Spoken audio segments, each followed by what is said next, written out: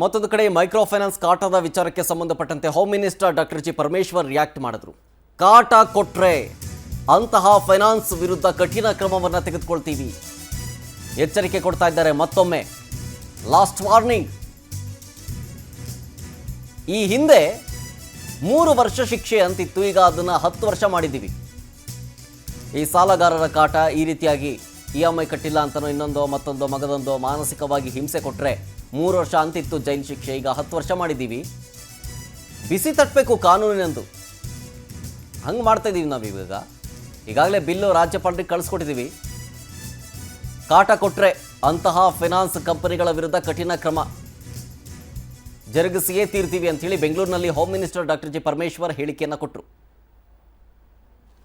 ಅದು 3 ವರ್ಷ ಇತ್ತು, ಅದಕ್ಕೆ ಈಗ ಹೆಚ್ಚು ಮಾಡಿದ್ದೇವೆ.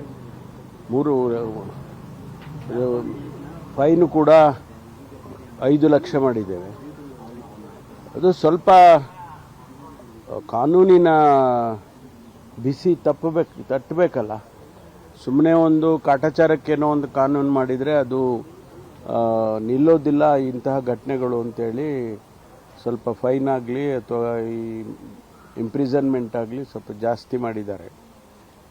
ಅದರಿಂದ ಒಂದು ರೀತಿ ಡೆಟರೆಂಟ್ ಆಗುತ್ತೆ ಈ ರೀತಿ ಮಾಡೋದೆಲ್ಲ ಅಂತ ಆ ಉದ್ದೇಶದಿಂದ ಮಾಡಿರೋದು. ಹೋಗಿ ಕಳಿಸಿದ್ದಾರೆ. ಗೊತ್ತಿಲ್ಲ, ಅವರೇನೋ ಊರಲ್ಲಿಲ್ಲ, ಇವತ್ತು ಬರ್ತಾರೆ ಅಂತ ಏನೋ ಇದ್ದಾರೆ. ಬಂದಾಗ ಅವ್ರು ನೋಡಿ ಅಂಕಿತ ಆಗ್ಬೋದು ಅಂತ ಅಂದ್ಕೊಂಡಿದ್ದೀನಿ. ಅದು